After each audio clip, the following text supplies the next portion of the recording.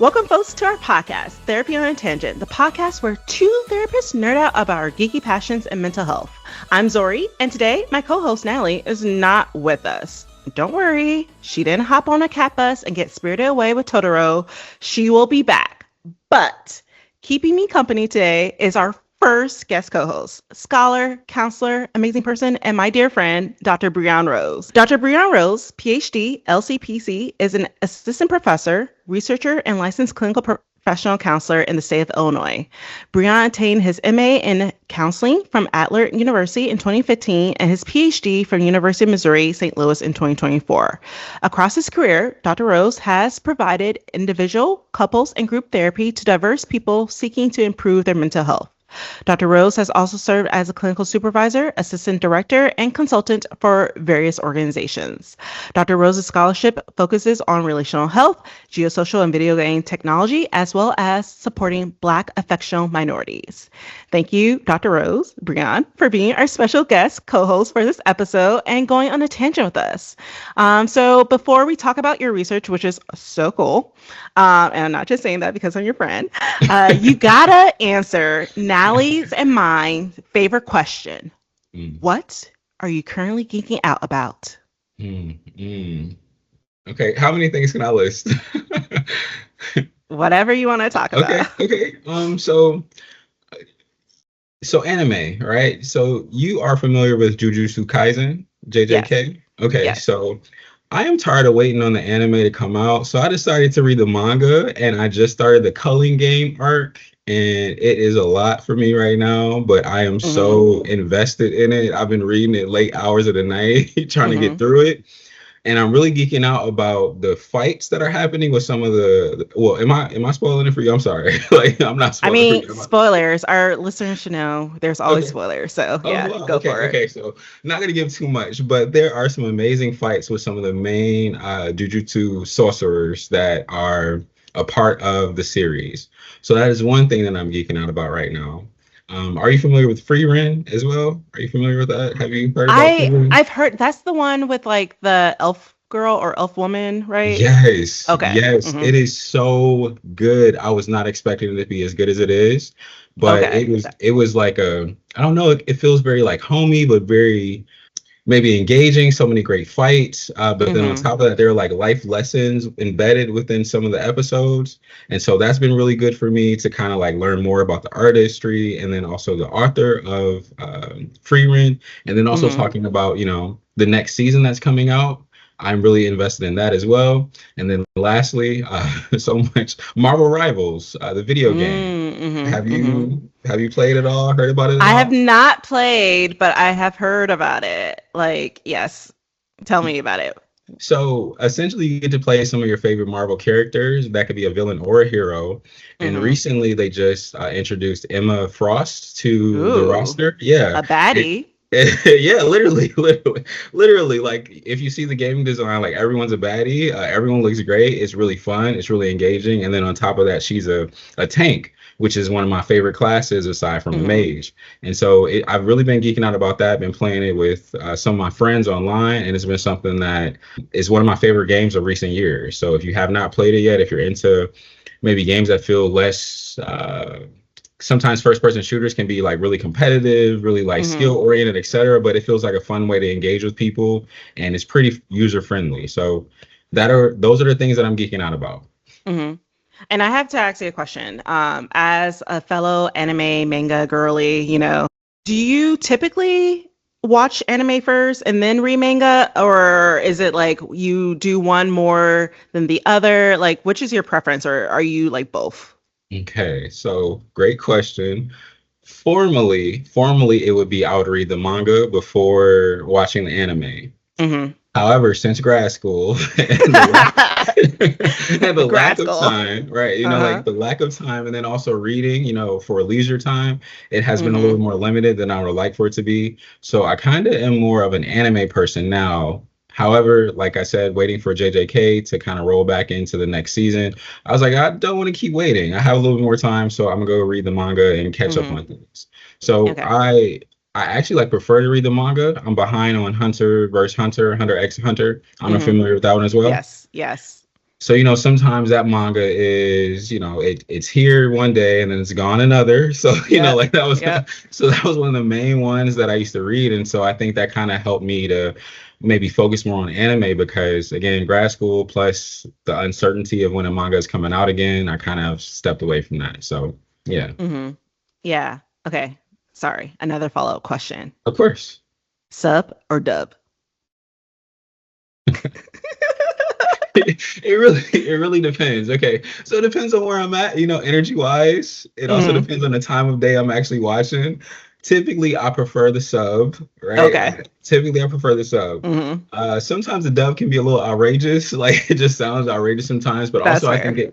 it has its purpose. It depends on where your energy is, the time of day, and then also like what you're also doing at the same time. Because I Mm-hmm. know sometimes I need to be focused on the stuff like, hey, what's going on? What are they Mm-hmm. saying, etc.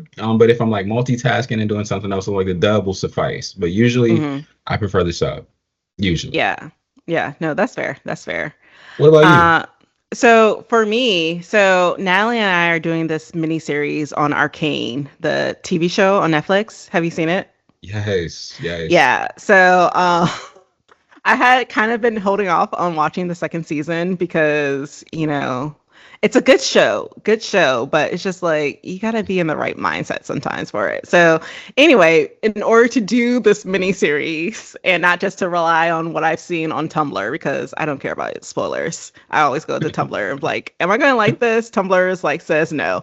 I finally watched the second season and I've been having the soundtrack of the second season on repeat. So, Mhm. more so the Arcane 2 soundtrack has been like what I've been geeking out about. And like I'm that like weirdo who will be not only dancing alone in my apartment, like I think that's typical, but I'll be thinking of like fight scenes to the music in my apartment, like so that's actually what I was doing while I was waiting for you to join.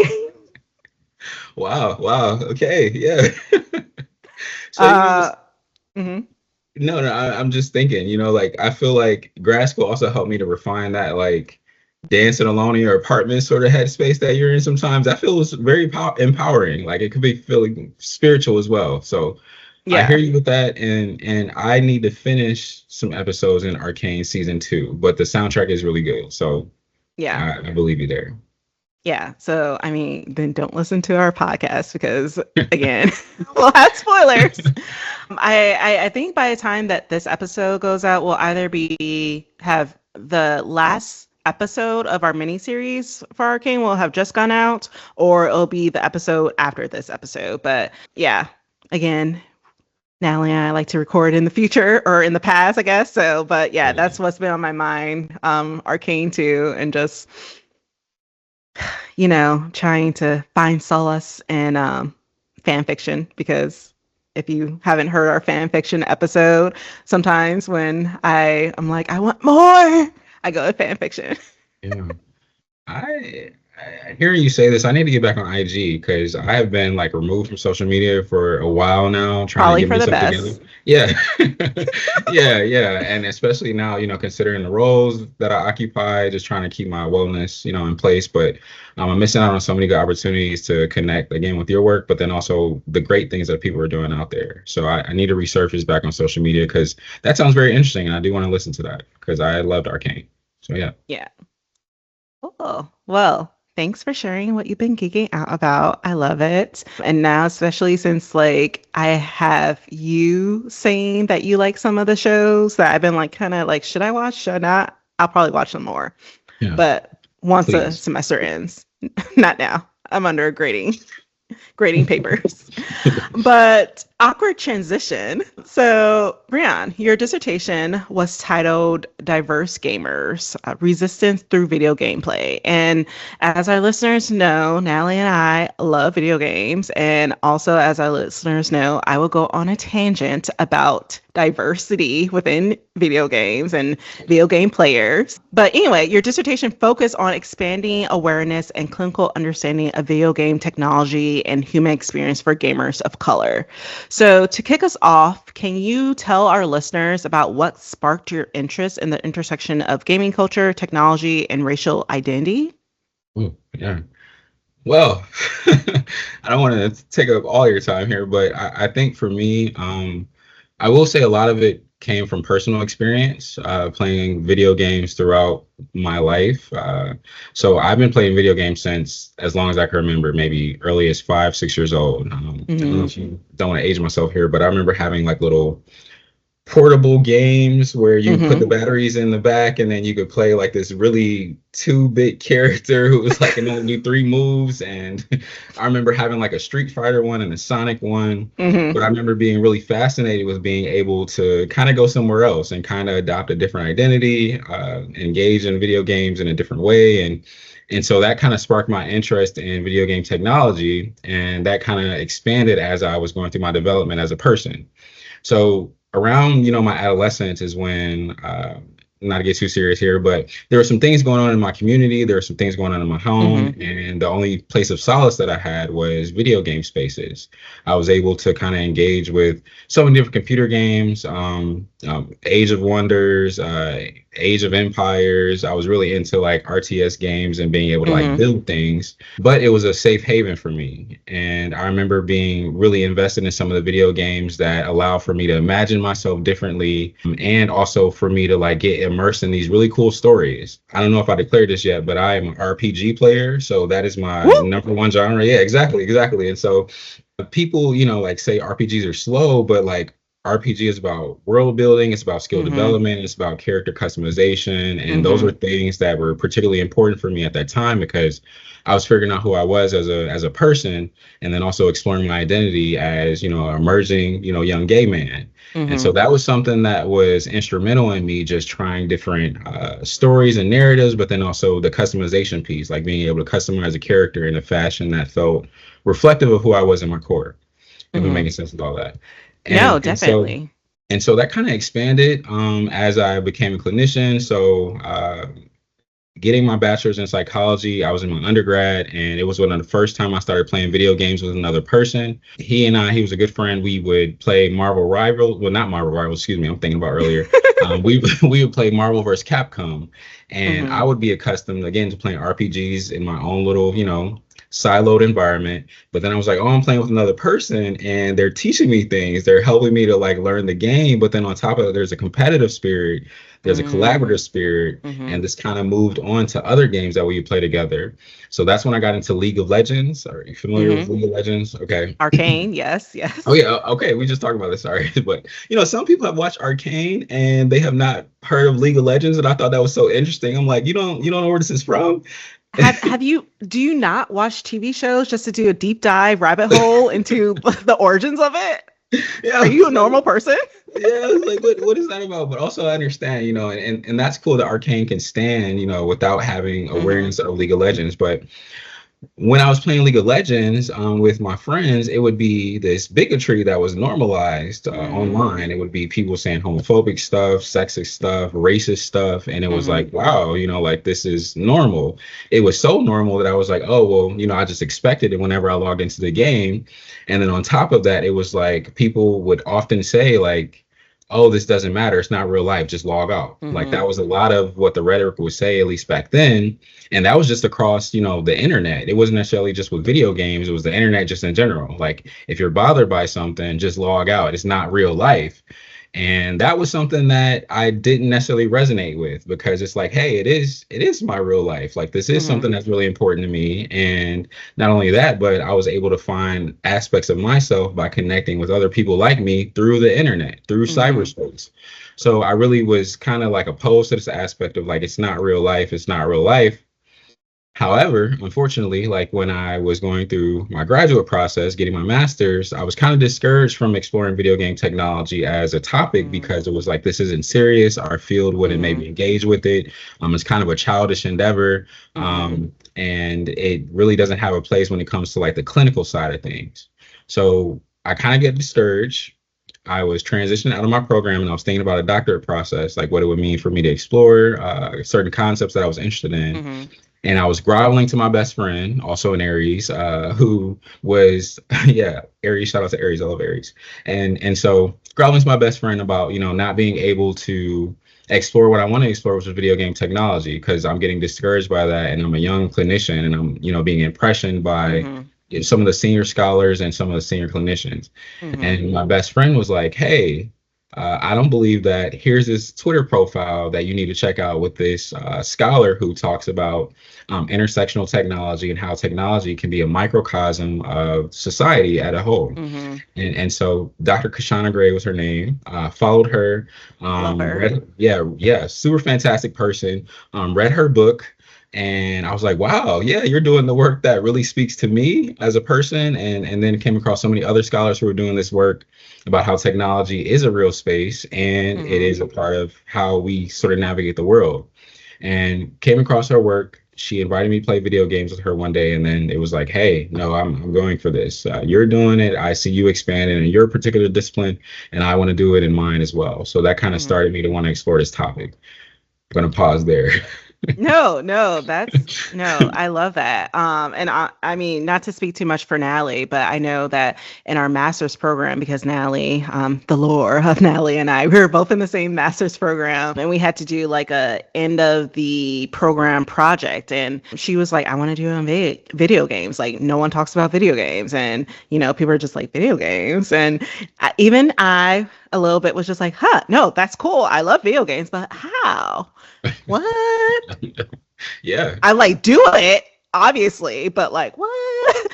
And yeah, it's a lot of what you've talked about in terms of, RPGs are things that, again, like Natalie and I talk about, like in terms of our own experiences and also our experiences with clients, especially those who are trying to like figure out their identities, like you were, in terms of like, being a character, or even sometimes like being a character that's completely different from how you view yourselves, just allowing yourself to like play around with identity and explore those things, which is really cool to know in some ways that is like kind of across people, and that's like a shared experience. But yeah, no, I think personally one of the reasons why I haven't played a lot of online video games, or at least online video games with people who I don't know, is because of that fear of like racism, sexism, homophobia, that type of stuff. And like knowing that like, no, it's not just a game. Like it has like actual impacts even outside, as mental health professionals. We know that microaggressions, small discriminations that can be said like maybe once, sure, we could just brush it off. But like when we repeatedly hear that, and if you're like playing in these spaces a lot with these comments a lot, it does take a toll, even if that wasn't the person's intention, And I would like to say that online spaces have gotten a little bit better, but we know that it has some areas of growth. Again, I really appreciate that insight, because I knew part of that. Like, I know we've talked a little bit about like your experience, but like just seeing like the context of it, like especially now that your dissertation is done, that was super helpful. And again, I think that's something that a lot of I relate to. I know Natalie, again, I'm speaking for Natalie, but based off our conversations, I think Natalie would relate to, and I think a lot of our listeners would relate to as well. So thank you. I guess in terms of what you specifically researched, like, I guess, how did you decide on that topic? Because I know also as like a researcher, I'm just like 5,000 different ideas, 5,000 different topics. I want to do them all. Yeah. How did you decide specifically that you wanted to focus on this area? Because I feel like you could have done like so many different things in regards to like just the landscape of video game and like identity and stuff like that. So how did you, I guess, like, what was the process that was like, this is something that I want to focus on for my dissertation? I want to say the refinement from the committee. It was a few different things, and like reading the literature, reading what was already done, cross disciplines, because that was something that was necessary. Engaging with technology scholars, sociologists, other mental health professionals, particularly psychologists in that realm, seeing what they did, and maybe trying to, identify a gap. I'm hearing, I don't want to drop her name, I'm hearing Susan, identify a gap. Susan! No. We love Susan. Susan was Susan. She was your co-chair too, right? Yeah, she was. Yeah, my Yeah, co-chair, so yeah, advisor. Yeah, co-chair advisor, Susan, if you're listening, we love you, but yeah, I love you, also Susan. stop grading with red ink. It's scary. Oh my God. She's retired. She's like, Yeah, but so initially it was kind of looking at how this aspect of dismissal for the impact of video mm, games, how it can not only like maybe disrupt our psychological health, our interpersonal health, even kind of going back to the example you raised, just technology in general. Like we see people still kind of say like technology isn't real online, mm-hmm, environments aren't really real. But I'm like, hey, my mom is upset about something she read on Facebook. She's so upset it's been like a week, and this is still something that's bothering her. I'm like, no, these are things that are impacting people, mm-hmm, and depending on their identities and that exposure that they're getting in a physical world, that might translate to what's happening in a gaming world or just technology mm-hmm, in general, online environments in general.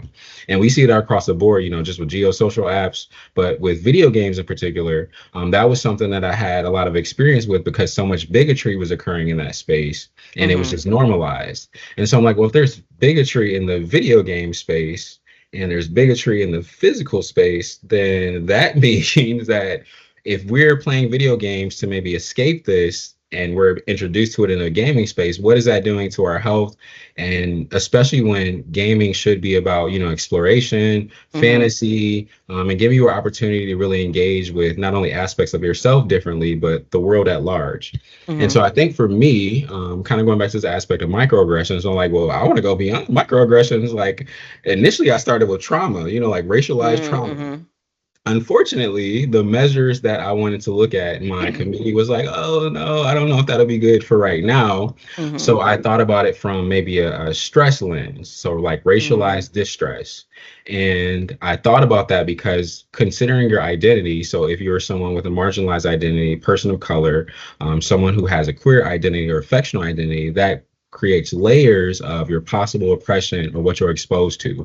So I'm like, well, I wonder how these things of oppression, expression of oppression, microaggressions, racism, etc., connects to not only the physical world, but also how you engage with video game spaces. mm-hmm, So that was kind of my exploration there. Came across a measure that looked at different forms of racism. So it looked at individual racism, it looked at mm-hmm, cultural racism, and institutional racism, which is something that people of color often are faced with, especially in certain spaces. And so I was like, well, I wonder how this impacts our desire or motivations to play video games. And that's kind of how my idea unfolded from there. So how does mm-hmm. racialized stress or just the stressors of living the day-to-day with certain identities relate to the ways in which we engage with video gameplay and the motivations around it. So yeah, Yeah. that was kind of how it unfolded. Yeah, because again, a lot of people are just like, this isn't real, but like art imitates life. So it's like it's created by humans who Yeah. have experience, who have biases and stuff like that. So like, sure, it's a fantasy creature or character or whatever, but it's still, designed, created, thought of by a person who consciously or unconsciously is putting their own viewpoint on the world onto things. So like, yeah, he's a form of connection. It may be a Yeah. different form of connection than happens in like IRL and in real life, but like it's still a form of connection, and even connections can have negative Mhm. experiences attached to them. Yeah. So cool. So you went a little bit into explaining about, how you got into your study, but tell us, like, what did you find? Like, how Mm. do we make sense of what you understood, what you found? How does it relate to? Yeah, let's just start. Like, what did you find? So for folks who may not know, my dissertation, there was a quantitative study and there was a qualitative study. And the quantitative study focused on people of color, so BIPOC, Black, Indigenous people of color, and how they experience certain stressors, kind of going back to this aspect of racism, how they experience individualized racism. So on the day-to-day encounters with people, cultural racism, where you see your maybe identity being devalued in the media or in your community, and then Mm-hmm. institutional racism, where there are policies, there are laws, and there is maybe frameworks that discourage you from being yourself, Mm-hmm. and also disempower you just in general. And so I looked at that But then also I looked at motivations. I hope I'm not butchering her name. Demi Trovics created a scale based on a scholar named Yee's motivations for playing video games. Okay. And there are several motivations across, this measure. It's looking at our desire to be in a fantasy world. So kind of going back to what we shared earlier, do I want to use this space and this gaming space to be another character, to customize, my reality or customize who I am as a person? Am I motivated by competition? So, overcoming the challenge, overcoming other players. Am I motivated by achievement, skill development, or just having fun, coping, and particularly escapism? So a lot of, what the literature and just general ideas about gaming was, oh, you're escaping something, you're leaving something. And that's all it is. I'm like, no, there are other motives for engaging in video gameplay, especially when you are dealing with so much stress on the day-to-day that's embedded within the physical world, embedded within society in that way.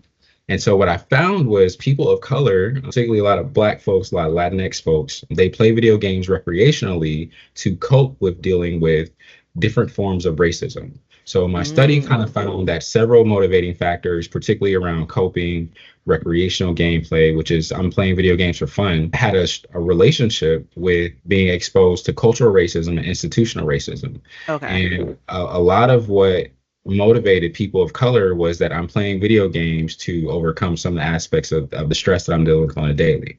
So that was the quant measure.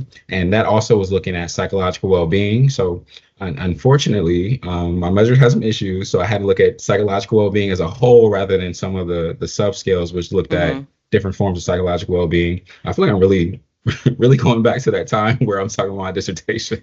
So, yeah, I'm like, I say all that to say, kind of wrapping that up, that, the more we play video games for certain motives, that increases our psychological well-being. It's a healthy state of mind, especially when you have certain identities that are oppressed or marginalized in a space, in a virtual space or a physical space. It showed that video gameplay can support our psychological health. So that was findings from the first study. Yeah, and just a quick question. So you said that it's the idea, or originally it was the idea that people do this for escapism, right? What were the other reasons why people just was it just to cope with the discrimination that they are facing, or are there more specific terms? Right. Does that make sense? Yeah, I think you're maybe asking me about the motivating factors, the yes. motivation.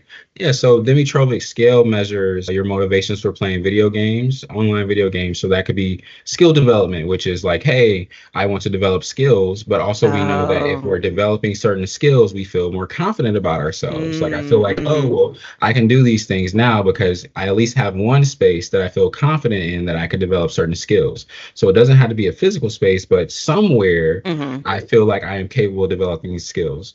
And then there's recreation, which I just want to get away from whatever's happening. I want to have fun. Escapism is this aspect of something's missing in my physical world, and I maybe engage with that in the virtual world. Then there is social motivation. So I am playing video games, connecting my friends. There is achievement oriented motivation. So I'm playing video games to achieve something, That's me. Okay, what is it? What is it called? Achievement farmer, I think. There's some achievement farmers folks out there. So just getting those achievements that increases their sense of esteem. I feel like I'm missing some. Is fantasy, which I kind of said, you immerse yourself in a different world. You get to be someone else. You get to explore your identities in that way. There also is coping, which we talked about. So I'm dealing with stress and I'm using video games to cope with that. And I think I kind of touched upon all of them. I think so. No, that was helpful. Because I was just like, okay, if it's not escapism, what is it? And then I was like, yeah, but I'm definitely the achievement and probably coping. Yeah. While Natalie's just like let me just explore. And I'm just like, no, I want to get the plot. I want to win. Get to the end. I love that you're mentioning that. I love that you're mentioning that because, people are motivated differently. And then on top of that, some people are like, hey, let's get through this. Let's tackle it. And I also see that as a parallel to how they show up in the physical world. You bring some of that with you in video games. And so that was also something that motivated me to want to explore this. So I'm like, no, a piece of you, in an abstract, nerdy kind of geeky way, a piece of your consciousness is occupying this space. And you bring that with you in a video game space. That's really where I want to go with my research, but I don't feel like we're there yet. But, still. And so that connected to different motivations, but also your psychological health. And that's kind of what I want to explore in my quant study. Okay. So then you did a qual study. Yes. So I did a qual study, and that was on exploring how Black queer gamer men, excuse me, how they experience connection and disconnection in gaming spaces. And so this looked at, what connected to why they engage with not only gaming communities, but video games at large. So this aspect of connection and meaningfulness or belonging was something that I wanted to explore. One, because I was going through grad school and kind of going back to what I shared about, Dr. Gray, she invited me to play video games with her and her friends. And it was my first time playing with other people aside from my friend in undergrad. So it was my first time playing with people because I was very similar to yourself. Like, I don't want to be exposed to, homophobia, racism all the time. So let me just play individually. Let me play solo. But it was my first time playing with them. And in the space, they were kind, they were uplifting, they were talking about their stressors and things. I was like, whoa, this is completely different from what I've experienced in my life. And so that kind of changed things. And as as an amic researcher, someone who prefers to have an insider perspective, I was like, well, I'm finding community now through this gaming space. I wonder how others might have experienced this. And so it was so cool to explore what was already out there. But I was even more geeked to talk to other Black queer men who talked to me about how they were able to find community connections through using gaming online, and then on top of that, how those relationships expanded to be like lifelong companions. And it was really cool for me to kind of experience that because it felt freeing for me as well. And then on top of that, they were able to kind of recount some of the experiences that led them to want to play video games. So unfortunately, because of their identities, a lot of them experienced like violence, and a lot of them experienced like emotional abuse from society at large, but also from their communities, their families, etc. And they talked about how video games were a safe haven for them to kind of remove themselves from that, but also to feel empowered and to connect with other people. And so for listeners, especially counselors, like, I'm very much a relational oriented person. And so I feel like if you have strong, meaningful relationships, your life can be a lot healthier opposed to you being isolated or disconnected. And so hearing this from some of the experiences of participants, I was like, wow, this feels really powerful, not only for understanding video games in the counseling field, but also for me. Like, it felt very illuminating for me as a person. And I think that was something I really took from that. No, I really love that you said that, because Natalie and I have both had experiences mostly with adolescent clients where, their parents are just like, they play video games all the time. Like, they just need to like go out, make friends or whatever. But like, when we actually start talking to these clients, when we actually like start understanding, what type of games they play and like why they like to play those games, we realize like they are making friends, they are making communities. And thankfully, so far, knock on wood, they've been actually like good people, like that they're making friends with, not like the stranger danger. Yeah. But yeah, and especially, and again, just thinking back for people with these like multiple marginalized identities, where kind of everywhere they go on the outside, like they're experiencing discrimination, having like a space where they could either find people similar or find people who just like who they wouldn't normally get in contact with because geographically, and being able to like form that community and be able to like get that support, which is really cool. And also, again, like really great that like you were able to get that experience as well for yourself with Dr. Gray. So I'm waiting for one of our listeners to reveal that they're like a rich billionaire or something and to, buy me a gaming computer, because I really want to play games I can't play on the Switch. And right now I am not financially in the place to buy my own. But as our listeners already know, one of the games that just came out this year that's been really in my mind is South by Midnight. Have you heard of it? I have.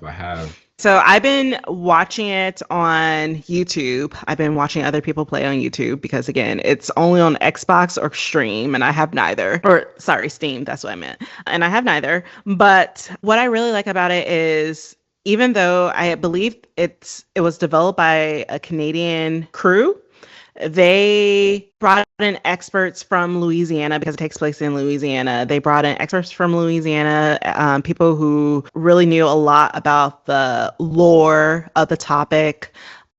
they just did like a really good job of making sure that like the main character is a young Black woman, that she feels like a young Black woman. And I'm just wondering, like, and I know you may not have covered this in your dissertation, but I'm just wondering for you, as someone who like not only researches this topic, but also is just a gamer yourself, like, how do you think having video games like this, where like, obviously there's the video games that you just play for fun. They're not that deep, but like video games that whoever the creator, developer are, they actually take their time, actually take, care in terms of making sure that these characters, fictional or not, are actually good representations of like the people or communities that they reflect. Does that Yeah. make sense? Yeah, I think what I'm hearing you say is, like, what are my thoughts on people who are a little bit more intentional with their gaming design and also maybe more culturally informed by some of the things that are not as Yeah. common? Yeah, and like how do you think, or if you already know, like how does that representation tie into that feeling of belongingness Yeah, that you've looked at? great question. I think when you see just aspects of yourself in anything, kind of going back to what you share, like art, TV shows, video games, social media, etc., like there's a piece of you that feels like, all right, I am possibly seeing someone values my identity or someone values my contribution to society. And I know with Black women, just in general, kind of going back to the main antagonist of our main protagonist, excuse me, of South South of South of Midnight. Midnight. Yeah. Yeah, I haven't played it Hazel. yet, but even thinking about that, like everything that Black women contend with in society at large, dealing with, sexism, dealing with racism simultaneously, misogynoir, seeing representation in a space where oftentimes that bigotry is aimed at Black women, just for being like female identified gamers, but then also for their Blackness as well. Like, I think it is inspiring to see character design in that way. I think it helps people to want to continue to do more representation. I also think that for gamers with similar identities, it can be empowering as well. And I think there is some research around where representation for certain characters, especially with queer identity, can help empower people. And I feel like that would also be similar for young Black women or just Black women in general, but also Black folks, like being Mm-hmm. able to see a main character and it's culturally sound, culturally informed on how that character Mm-hmm. shows up. But then on top of that, this character is, the main one saving things, the main one Mm-hmm. moving things. And I think that kind of creates a counter narrative to how we have been maybe conditioned or positioned to kind of believe about ourselves, and Mm-hmm. even thinking about how that is also a counterpoint to what we see, in the media and television shows. Like, when's the last time we seen a Black woman as the lead of something in a movie, or a Black woman in the lead of something as a television show?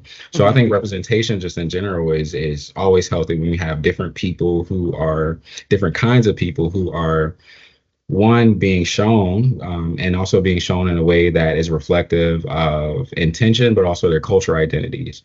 So that's really cool to hear about, this game. I haven't been able to play it yet. I haven't been able to engage with it. Mm-hmm. I am, again, Marvel Rivals and Baldur's Gate Yeah. 3. So, I'm kind of Oh. consumed with that. Yeah. Yeah. Mm-hmm. Kind of consumed with that. And level 3, and Any I'm still bears? dying. Not yet. I will not Yeah. go into that because my Not- grandma listens to this, but if you know, you know. I've heard, but I am at level 3 with my characters and I'm still dying. So it's just like this is a lot more hard than I believed it to be. But kind of going back to even Baldur's Gate 3, like it's like I have choices here. I Mm-hmm. get to engage with people differently here, and there's not this limitation on how I'm showing up. So I think in some regard it's freeing. And that is Mm-hmm. like a growing aspect of gaming technology or scholarship that's out there. Like, this is freeing. It's not me escaping something, it's me getting more liberated in a sense, Mm-hmm. and I think that's really healthy. So I think it's cool. I'm actually really going to look into that now that you shared all that, because I have not been able to engage with it at all, so I want to learn more. It had been on my list of games to look out for the longest time. And at one point I thought it was never going to come out, but then it finally came out. And then I was like, and then they had like this whole documentary as well, because it's by the same developers. I'm forgetting their name, but have you heard of We Happy Few? No, I feel Okay. like I need to be taking notes right now. Oh, we happy few. I Well, okay, I don't know if technically you can, they're not like one of the big video game developers, but Mhm. like, I don't know if I can necessarily call them an indie video game, but anyway, Okay. but I just appreciated just the amount of detail, like even with the, what's it called? Screen capture when they like have someone who's actually like making the movements and stuff like Mhm. that Mhm. so that the technology can copy it. They got black women because they want even the smallest movements. And there's even points where Hazel, the main character, is doing something like I remember this isn't really a spoiler. She meets this like giant catfish who talks, and she's like, "Is this catfish talking to me? Nope, bye." And I was like, "That's such a black woman thing." And yeah, so Yeah. if you ever get the time, check it out, or at least like check out some of like the behind the scenes things because it's really great. And again, if we have any listeners who have a lot of money, who want to be generous, no strings attached, not sending any No feet strings. pictures or anything, but out of the goodness of your heart, you want to give me a gaming computer. Hey. Our Yes. our our email is in the description. But thank you for giving me some more information about that because I feel like I've kind of, again, the term is terming right now. First year Yeah. as an assistant professor, and I feel like I've been disconnected from video games. So Southern Southern at midnight. South of midnight. You're like Southern. I heard Louisiana, so it just stuck with me. But Yeah, South yeah, of yeah, midnight, yeah, South of midnight yeah. sounds really cool, and it's on Xbox. So that is Xbox, Steam. I recently heard of Steam Deck, and I'm like, should I get a Steam Deck? It's okay. It's like it's basically it looks like. So I have seen this so many times, but I thought this was just a Nintendo Switch. But it looks like a Nintendo Switch, but you can like play Steam games on it. And sorry, listeners, this is the show. We go on tangents, this is the but thing. I recently reached out to like some folks who are some other gamers who I know, and I was like, has anyone like used the Steam Deck before? Because like I found this out by one of my doc students, and I was just like, Mm. girl, what is this magic that you talk about? But a lot of the people who I know, they're like, it's great if you travel a lot and you like to game a lot. I've heard like mixed reviews in regards to if you just like put it on like a screen or whatever, like in terms of the quality compared to like an like original like gaming computer or Xbox stuff like that. But I might have to like just I don't know look into it a little bit more Yeah. because again, Steam Deck is about the same amount as maybe a little bit less than like a PlayStation 5, but a lot of the games I want to play are on Steam more than like a PlayStation or Xbox Yeah. or whatever. So instead of just getting one of those, might like get a Steam Deck. So stay tuned, listeners. We'll see if I go into this, but based off of your research, based off of your own experiences as a counselor and just as a gamer yourself, what are just some takeaways that either mental health professionals or just people in general can take from your knowledge in regards to gamers and diverse gamers and stuff like that? I will say one of the things that I teach practicum, I teach internships to like counselor trainees, and one of the main things I try to tell them with any client they have, especially with their interest, is try to be curious. Like you don't know what this person is engaging with, whatever behavior or activity for, and so try to remain open to them sharing what that means for them. And I think sometimes with parents, because I've seen that in some of my work as well as a clinician, it's like, oh, they're playing video games too much, they're escaping, they're not really Mm-hmm. engaged with life. And I'm like, well, hey, maybe reframe that and kind of ask them what they're getting out of Mm-hmm. these video games. And so asking can really be illuminating for all of us because you're one, letting someone know that you're curious enough and respectful enough to want to understand their experience. But then on top of that, Exactly. they're able to kind of say like, yeah, hey, this is why I'm engaging with it and I'm sharing more of myself with you. And I think that kind of benefits the relationship in that way. Like you're able to say, hey, I'm curious about this. And then on top of that, they're able to say, hey, I'll share more of this video gameplay with you. And I think that fortifies the work that you're doing if you're a clinician, but then also the relationship if you're a clinician or Mm-hmm. not. So opening up with that curiosity. I also would maybe say like maybe expand our definition of why people play video games or our understanding of it. Mm-hmm. because so Yes. much of it, yeah, like so much of it has been informed by, oh, video games are going to make you more violent, they're going to make you more absent from life. And there are some studies out there that communicate that on a marginal scale, like very small, very minute. And then on top of that, like that's not something that's really been founded as much in scholarship. And so maybe Mm-hmm. expand our understanding of video games. Like there are so many things that can motivate people to want to play. And so maybe just being open to what those motivations are. And you'll learn that through, again, just asking folks. I would even say to, people who want to learn more about video games, like look into, especially counselors, like look into the work that's already out there. I think there's a really cool book called Video Games and Psychotherapy. I don't want to Mm-hmm. butcher the author's name. Robert Rice, I believe. Robert Rice. Um, Listen, I don't remember names. yeah, me either. Me either. Obviously titles either. But I remember that being like really helpful for me because I'm like, yeah, I want to implement understanding video games, but then also implement video gameplay in my practice. So Mm-hmm. that was really helpful for people who are looking for resources. There are articles out there if you read articles. Caden Gates did a really good one on introducing gaming culture to therapists in ways that they could understand gaming culture to support their clients. And so I think, if you want more understanding of it from a clinical standpoint, those are great starting points. Just with parents or people in general, I know I've always appreciated when my friends try to understand the video games that I'm playing. They're Mm-hmm. sitting next to me, like, oh, what's happening? And even engaging with it with me. Like that was something that Mm-hmm. felt really like explosive, like, hey, you're playing this video game with me, you're trying to fit into my world, you're trying to understand me. And I think that could really go miles with people who are often probably looking for community in so many different ways, but then on top of that they might feel disconnected from the physical community that Mm-hmm. is surrounding them. So I think those are great starting points. No, I love that. There was one Christmas where I came home and I brought my Switch and A I was switch. playing yeah, it's the It Nintendo Switch.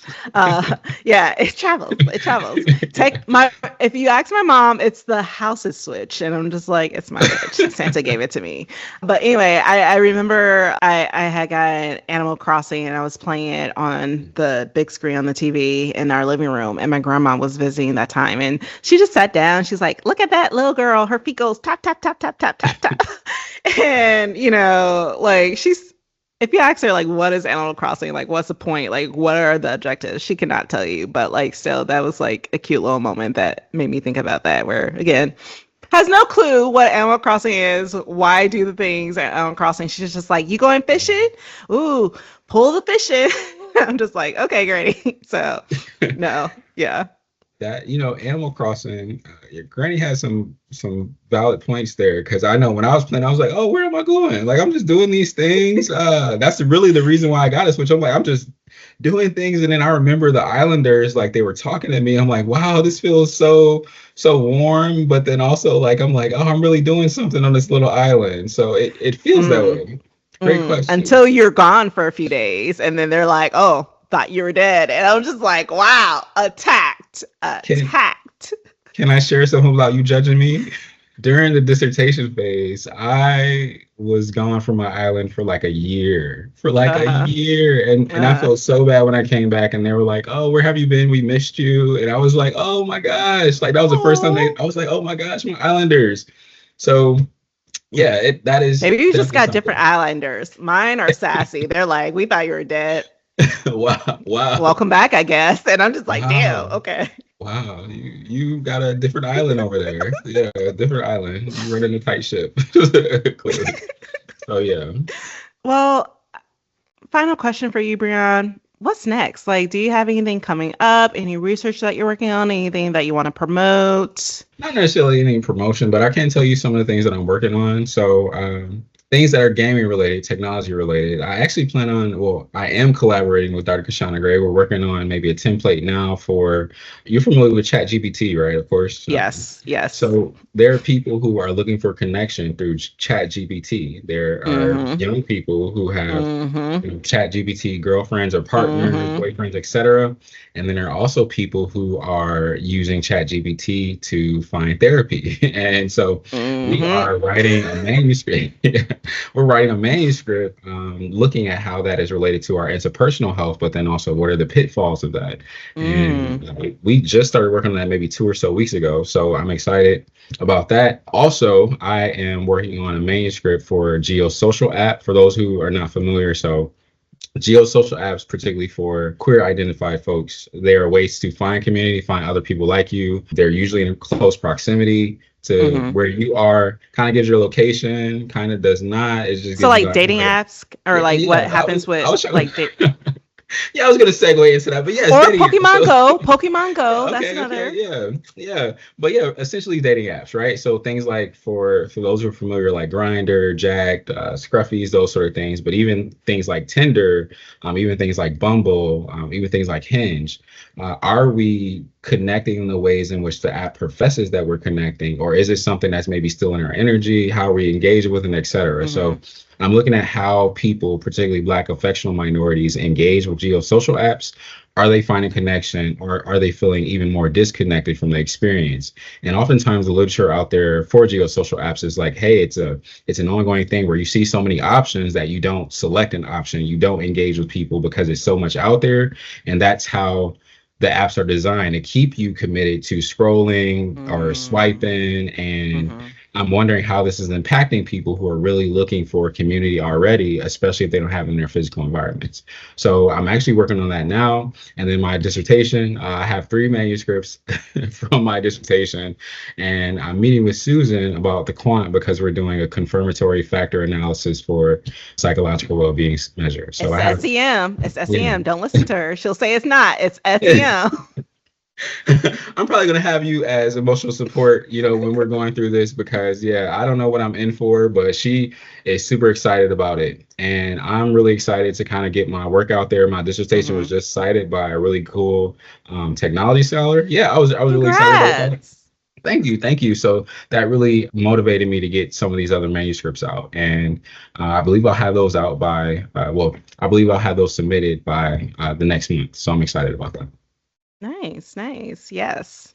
No, that's super awesome. And I'm so excited for everything, especially the ChatGPT. Some of our listeners know that a lot of my research focus on bisexual plus women of color, but also other parts of my research focus on the ethics of social media and AI with mental health professionals. So I'm definitely going to keep my eyes out. I'm going to keep bugging you and be like, is it out? Is it out? Is it out yet? Because I need to know. Anyway, Breon, thank you so much. I really appreciate, when Natalie and I first started this podcast, I was like, whenever we do have guests, if we ever do have guests, we need to have Breon. And for listeners, I've been trying to get Breon and Natalie to meet for forever. And I'm pretty sure that they both think that they're imaginary friends because they have never met. So hopefully this will be proof that at least Breon is real and, Natalie is real, that stuff. But I really think you two would really mesh together because a lot of what you said, I know Natalie has shared as well. So just thank you so much for taking the time to talk with me and to talk with us about your research. Again, it's so cool, so needed. And especially as therapist, as researcher, and as a fellow geek, it's really good to know that there's people doing this research out there and that hopefully we'll be doing something together. Yes, let's put it out there. And thank you for inviting me. I hope to meet Natalie soon. Shout out to Natalie. We have not been able to connect, but thank you for just allowing me to kind of talk and connect with you on all the work you're doing. Always a fan. So thank you. Well, folks, thank you so much for joining us on another episode of Therapy on a Tangent. If you like what you listened to today, please remember on Spotify and or Apple Podcasts to give us a rating and a review. And if you're listening on YouTube, to like, subscribe, and hit that bell button. And if there's a topic you would like to hear about in the future, either put it in the comments or email us at therapyonatangentpod@gmail.com. Again, that's therapyonatangentpod@gmail.com. I'm Zori, and on the behalf of myself and my co-host Natalie, until next time, stay on a tangent. Bye.